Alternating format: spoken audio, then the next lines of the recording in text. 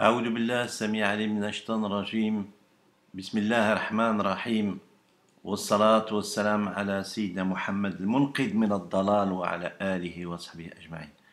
Chers amis, bonsoir. Donc le thème de ce soir c'est deux petites lettres de Moulay Al-Arabi Al-Tarqawi que je vais commenter. Le grand saint accompli, le cher, le pôle de son temps, Moulay Al-Arabi Al-Tarqawi, mort en 1823, puisse Allah nous faire profiter de ses bénédictions. Ces lettres parlent des valeurs et de l'éthique qui doit être celle du disciple et l'aspirant à la face de Dieu ou de son Seigneur. Ces valeurs aujourd'hui sont la retenue, la compassion, la patience face à l'injustice, face aux exactions. Ces valeurs et cette éthique proviennent exclusivement de la source prophétique. Le prophète, alayhi salatu wassalam, étant le modèle suprême des valeurs, la source à laquelle s'abreuvent les saints de Dieu. Il est donc inutile pour nous d'aller rechercher dans les autres traditions parce que tout, absolument tout, est dans l'autre tradition.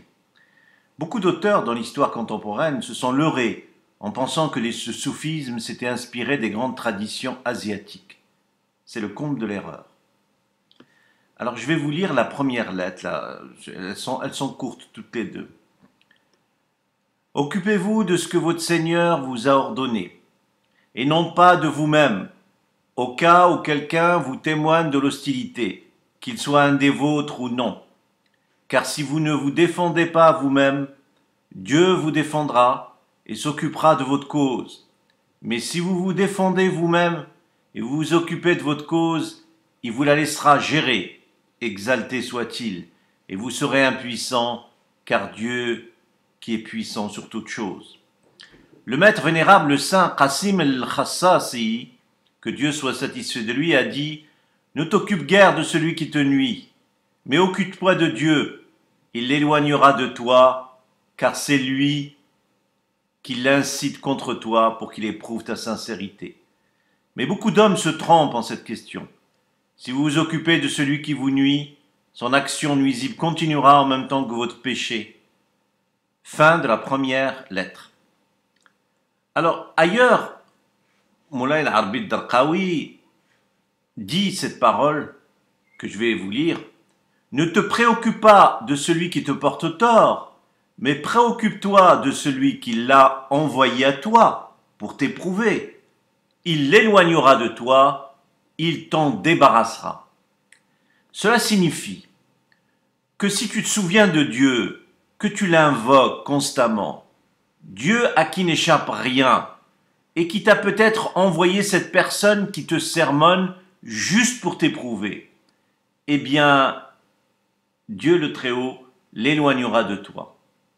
Cher ami disciple, aspirant à la face de Dieu, sachez que cette voie soufie est la voie de l'expérience directe. C'est une école où on apprend et on doit mettre en pratique ce qu'on a appris. Sachez qu'à chaque instant, ce que vous êtes censé avoir appris du compagnonnage et de l'invocation, on vous demandera immédiatement des comptes. De reproduire tout cela dans la réalité, d'en être digne. Vous serez donc éprouvé dans votre vie immédiate. Tu dis que tu es patient. Dieu t'éprouvera pour savoir si vraiment tu es patient. Tu dis que tu es devenu généreux. Dieu t'éprouvera pour savoir si tu es vraiment généreux. Il faut juste ouvrir son cœur pour voir l'éducation divine à l'œuvre dans tout ce qui nous environne. Car l'éducateur in fine, c'est qui? Au-delà du cher, c'est Dieu. C'est notre Seigneur. En arabe, Rabbi, Ar-Rabb, étymologie de celui qui éduque. Ça vient de Tarbiya, Ar-Rabb, Tarbiya. Le mot Rabbi, c'est qui? C'est le bon Dieu, in fine. Alors, je vais vous lire une autre parabole racontée par un saint. Un homme avait 2 chiens féroces. Un saint homme va le voir. Mais les chiens étaient dans un état de férocité tel qu'ils ne le laissèrent pas rentrer. À chaque fois qu'il les rencontrait, les chiens manquaient de le dévorer. Il se dit, je vais tout faire pour devenir l'ami du propriétaire. Lorsqu'il devint son ami, les chiens vinrent lui lécher la main. Ils étaient devenus ses amis. En devenant l'ami du propriétaire de la maison, du cosmos, tout le monde devient ton ami. Comment comprendre, chers amis, cette sagesse soufie que répétait souvent Sidi Hamza et que répète souvent notre cher bien-aimé Sidi Jamal? Ne déteste ni juif ni chrétien, mais exècre ton âme qui susurre le mal. Si elle t'obéit, tout l'univers t'obéira. Et si elle te porte tort, tout le cosmos te portera tort. Tu deviens l'ami du propriétaire et la création t'est soumise. C'est ça la sainteté, c'est exactement cela. La seconde lettre de Moulay al-Arabi al-Darqawi va un peu dans le même sens, je vais vous la lire. Un des nobles Shorafa de Fès, un des grands seigneurs de la ville, me gourmanda vivement, en pleine assemblée de frères, alors que j'étais assis devant lui sans mot dire. Il déversait son fiel sur moi, tandis que je ne parlais ni ne répondais. Lorsqu'un assez longtemps s'était écoulé, ainsi que je ne lui ai répondu, il me dit brusquement « Parle donc, car je te parle !» Sur quoi je lui dis « J'ai connu de vrais nobles qui m'ont pris comme maître, et Dieu les en récompensa. »« Comment cela ?» me dit-il. Je lui dis « Si je parlais avec toi pendant que tu es porté la dispute, j'aurais peur de tomber dans les mêmes travers. Or si nous commençons tous les deux à nous disputer, quel bien en récolterons-nous? Par Dieu, je ne vois aucun bien à ce que ma colère se mêle avec la tienne. » Alors il me dit avec force et vivacité, « C'est ainsi que les gens m'ont parlé de toi, disant que tu étais un grand savant. » Il regretta ce qu'il avait dit de mal de moi et m'en demanda instamment pardon. À partir de ce moment, il eut pour moi un grand amour. Ces recommandations de Moulay al-Arabi al-Darqawi, à travers ces deux lettres, s'inspirent totalement des nobles comportements de notre bien-aimé prophète. C'est pour cela que les saints accomplis suivent fidèlement les faits et gestes de notre bien-aimé prophète. Regardez Sidi Hamza ou notre cher bien-aimé Sidi Jamal. Leurs moindres paroles, leurs moindres gestes, leur moindre attitude sont la reproduction exacte d'un fait ou d'un geste du prophète alayhi salat wassalam. Si vous connaissez bien la biographie de l'élu de Mustapha, vous verrez en grandeur nature ce que je vous dis. Pourquoi? Parce qu'ils sont anéantis dans leur bien-aimé. Celui qui contredit le prophète dans ses faits et gestes, même d'iota, ne peut être un maître spirituel. Il ne peut pas. Dans cette seconde lettre, on apprend que ce noble, qui était un des plus durs détracteurs de Moulay al-Arabi al-Darqawi, eh bien, son attitude illustre cette parole de feu Sidi Hamza, l'homme véritable est celui qui fait de son ennemi son ami. C'est en étant ainsi, à l'image du prophète, que on peut agir sur les comportements hostiles et inciter les plus acharnés diffamateurs à s'approcher de nous, à s'approcher du soufisme, à s'approcher de l'islam et du prophète. Nous avons dit donc que cette longanimité et cette miséricorde qu'on constate chez les plus grands gnostiques provient du prophète, alayhi salatu wassalam, car ils en sont les héritiers. Méditez ce verset. Un envoyé de chez vous vous est venu à vous.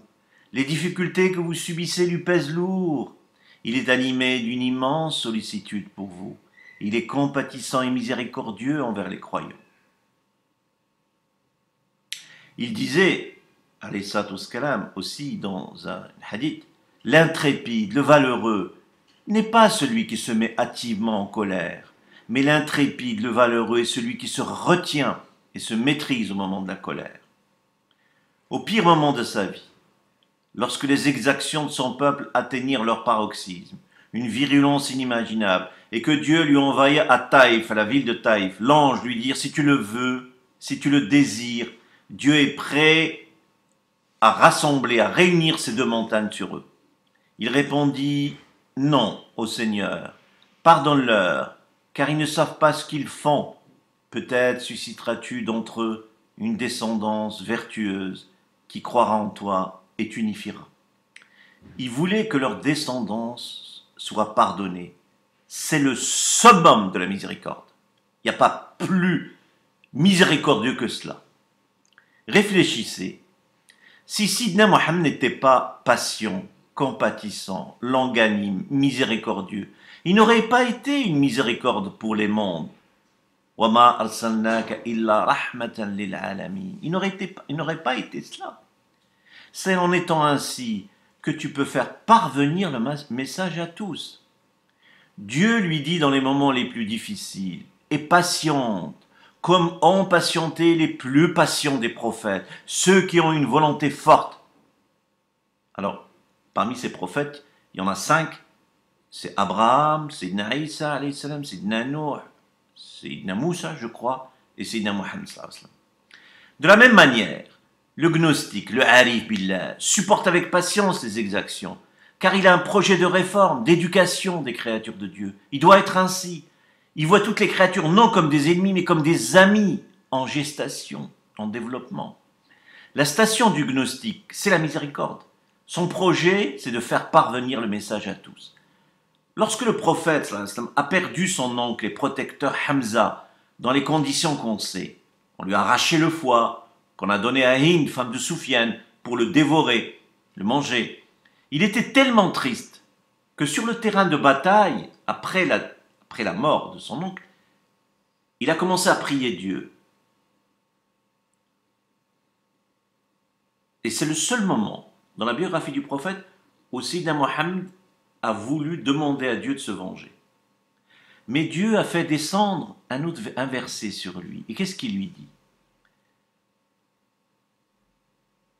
Il lui dit, tu n'as aucun pouvoir sur tout cela.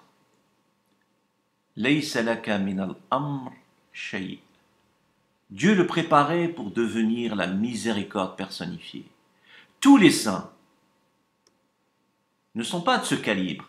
Seuls ceux qu'on appelle les Muhammadis, les saints Muhammadis, ne prient pas contre les gens, mais prient pour les gens, même s'ils subissent des torts. Leur héritage, il est muhammadien. Ainsi était Sidi Hamza et ainsi est Sidi Jamal. Les saints sont différents. Le gnostique ne prie pas contre parce que Dieu le protège et le prend en charge. Il le laisse à Dieu. Regardez par exemple cette parole divine dans le hadith Qudsi. Celui qui porte hostilité à un de mes saints, je lui déclare la guerre. Man adali waliyan adantuhu bil harb. Donc, pourquoi le saint va crier ou va se disputer? Puisque c'est Dieu qui le prend en charge. Souvenez-vous de la magnifique histoire de Moulana Arabi al-Darqawi, l'histoire de la pastèque. Je pense que vous l'avez, je ne vais pas la répéter, qui illustre un peu tout cela. Alors, je retiendrai un fait dans cette biographie lumineuse de notre bien-aimé prophète qui est révélateur de ce que nous disons. On apprend dans sa biographie qu'un jour, il était en train de prier dans l'enceinte de la Kaaba. Nous sommes là avant l'hégire, au moment où il était à la Mecque, et où les exactions de son peuple étaient extrêmes et insupportables. Un groupe de dénégateurs était assis à proximité du prophète. Ils étaient au nombre de 7, et à leur tête un des plus virulents ennemis du prophète, Abu Jahl. Ce dernier demanda « Allez chercher l'estomac de cette chamelle que nous avons égorgée hier. » Et il ajouta « Que quelqu'un d'entre vous aille jeter cet estomac sur Mohammed au moment où il se prosterne. » C'est ce que fit un des dénégateurs, alors que les autres s'esclaffaient de rire. Le prophète prit son temps au cours de la prosternation, car il savait que quelque chose d'immonde lui avait été posé sur l'épaule. Il sentit la saleté de cette panse, remplie d'excréments, dégoulinée sur son cou et sur ses vêtements. Un compagnon, Abdullah ibn Mas'ud, avait assisté à ce spectacle désolant. Il ne put porter secours à son prophète, car les dénégateurs étaient armés jusqu'aux dents. La fille du prophète, la douce, la vertueuse, la sainte Fatima Zohra, accourut et enleva la panse qui dégoulinait sur son père. Elle se tourna vers les dénégateurs et les sermonna, mais comme elle était encore jeune, ils ne firent pas attention à elle. Le prophète essuya son noble cou, baissa la tête, ne dit pas un mot. Il leva ses 2 mains au ciel et fit cette prière par 3 fois. « Ô Seigneur, délivre-moi des Qurayshites. » Plus tard, lors de la bataille de Badr, les 7 dénégateurs furent tués et leurs corps éparpillés sur le champ de bataille. Voilà un exemple type de ce que c'est être ami avec Dieu. Vous ne répondez pas aux exactions, il vous prend en charge, il vous défend, et c'est lui qui s'occupe de votre vengeance. C'est exactement ce qui s'est passé dans ce cas-là et dans d'autres. Chers amis, ainsi prend fin le commentaire de ces deux lettres. Certains pourront dire, si un escroc vient nous prendre notre maison, comment peut-on être patient? Un escroc vient nous prendre notre voiture, par exemple. Ne mélangeons pas. Si c'est le cas, il faut aller devant la justice. La justice, c'est la loi de Dieu sur terre. Ce dont on parle, ce sont nos relations humaines, quotidiennes, avec les fuqara, avec les gens dans leur ensemble, relations banales. S'il te prend la voiture, tu ne peux pas lui dire prends ma voiture. Mais le prophète le fera. Voilà la différence entre nous. Nous essayons de prendre certaines valeurs du prophète. On ne peut pas prendre tout. Mais lui, il aura une autre attitude. Sidi Hamza disait un jour à un disciple, notre patience n'est pas celle du commun des hommes. Notre patience, c'est que tu vois la personne te prendre ton dû et tu patientes.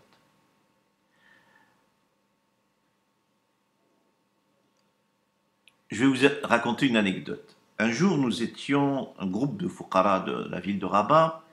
On était allé dans le car voir le cheikh Sidi Hamza, notre regretté cheikh.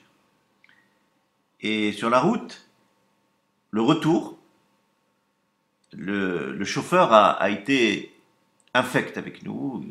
Il a laissé les fuqara dans une station d'essence, il les a abandonnés, enfin bref, il nous a fait des misères. Et donc, arrivé à Rabat, on a décidé de le poursuivre en justice, enfin de poursuivre la société. Et je voulais en parler à mon cher, à Sidi Hamza. Et un disciple qui connaissait bien Sidi Hamza me dit, ne le dis pas, Sidi Hamza, parce qu'il va nous dire, retirez votre plainte et pardonnez-lui. Alors, on ne lui a pas dit.